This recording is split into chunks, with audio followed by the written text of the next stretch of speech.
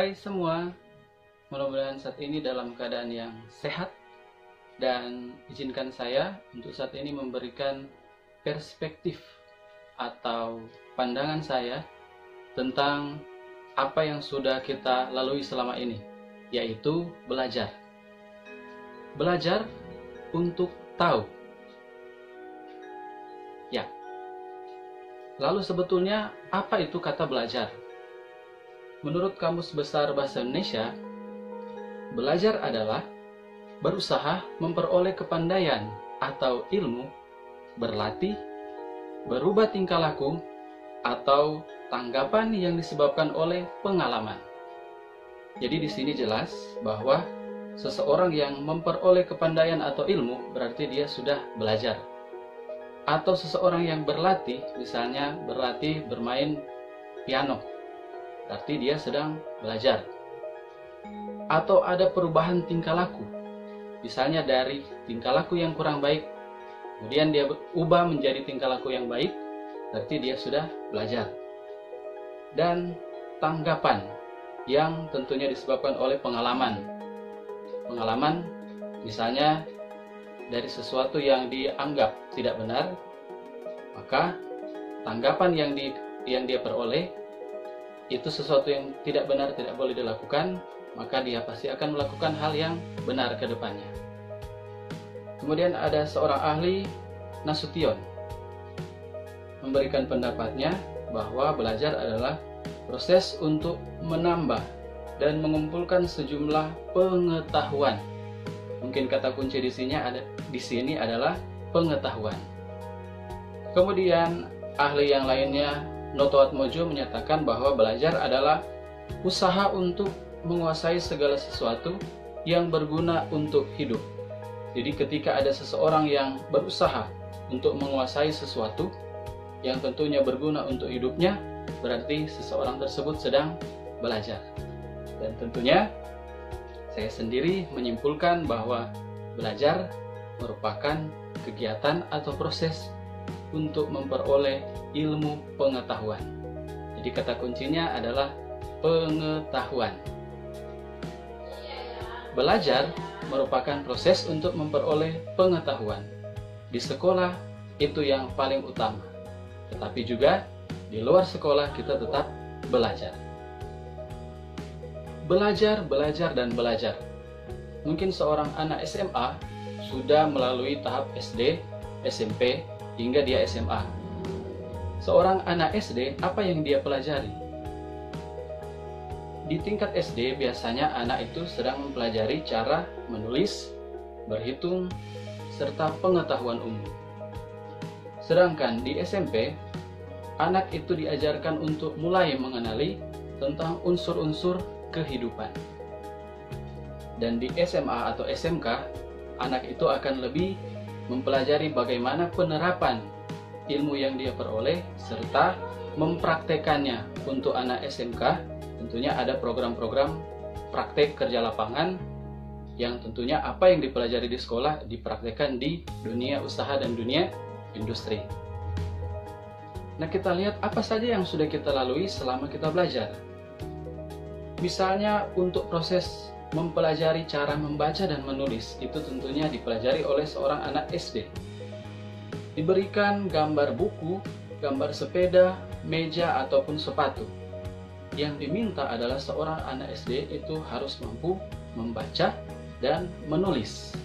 Membaca buku dan menulis buku. Membaca tulisan sepeda dan bisa menuliskan sepeda. Dan sebagainya. Itulah yang dilakukan oleh seorang anak SD. Kemudian di SD mungkin kita memiliki pengalaman untuk diminta menghafal perkalian. Misalnya perkalian 3, 3 dikali 1, 3 dikali 2, 3 dikali 3, dan seterusnya. Seorang anak SD mungkin akan menghafal perkalian tersebut. Tetapi, misalnya pertanyaan 3 kali 2 diberikan kepada anak SMP atau SMA. Apa yang dia bisa jawab? Yang dijawabnya adalah hasilnya 6. Dan jawaban yang keluar itu bukan karena dia sedang menghafal perkalian 3, bukan. Tetapi dia menjawab jawabannya 6 karena selama ini dia sudah tahu bahwa jawaban dari 3 dikali 2 itu sama dengan 2 ditambah 2 ditambah 2 yang hasilnya 6. Kemudian di SD juga, misalnya kita sudah mempelajari tentang kemerdekaan Republik Indonesia. Seorang anak SD mungkin akan diminta menghafal tahun, bulan, tanggal, tokoh-tokoh sejarah, dan sebagainya. Tapi misalnya seorang anak SMA ditanyakan, tahun berapa Indonesia merdeka? Dia pasti dengan cepat akan menjawab tahun 1945. Dan jawaban yang keluar itu bukan karena dia hafal, tapi karena dia sudah tahu. Kita mulai melihat, itulah kegunaan kita belajar supaya kita tahu, bukan supaya kita menghafal. Atau untuk anak SMP, diberikan contoh kasus untuk menghitung persamaan linear dengan mengambil contoh-contoh di dunia nyata. Misalnya ada 2 kalkulator dan 1 ballpoint harganya 25.000, harga 3 ballpoint dan 1 kalkulator juga harganya 25.000. Tentunya seorang anak SMP atau SMA akan diminta mencari harga dari masing-masing benda ini. Tapi perhatikan, apakah kegunaan dari mempelajari harga benda ini?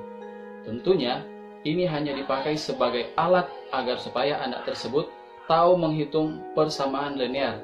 Bukan semata-mata dia harus membeli 2 kalkulator dan 1 pena. Dilihat, yang kita pelajari adalah supaya kita tahu, dan itulah pengetahuan. Atau mempelajari tentang anatomi tubuh manusia. Diberikan gambar dengan bagian-bagian anatomi tubuh manusia. Gambar yang diberikan semata-mata supaya kita semua tahu tentang anatomi tubuh manusia. Bukan supaya kita bisa mempraktekkan, kita bisa mengoperasi manusia, bukan. Tapi supaya kita tahu.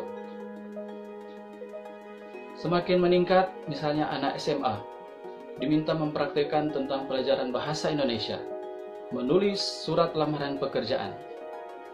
Mereka langsung menulis surat lamaran pekerjaan yang diminta, dan kegunaan dari surat lamaran tersebut bukan supaya mereka bisa langsung melamar ke perusahaan atau ke tempat kerja, tetapi hanya dilatih supaya mereka tahu menulis surat lamaran pekerjaan. Selanjutnya, untuk anak SMK, misalnya, ada kegiatan praktek menerima tamu. Kegiatan praktek yang dilakukan di sekolah bukan berarti bahwa yang datang adalah tamu yang asli. Bukan berarti mereka sudah langsung menjadi pegawai hotel. Tetapi kegiatan yang dilakukan, praktek yang dilakukan adalah supaya anak SMK ini tahu bagaimana menerima tamu dengan baik.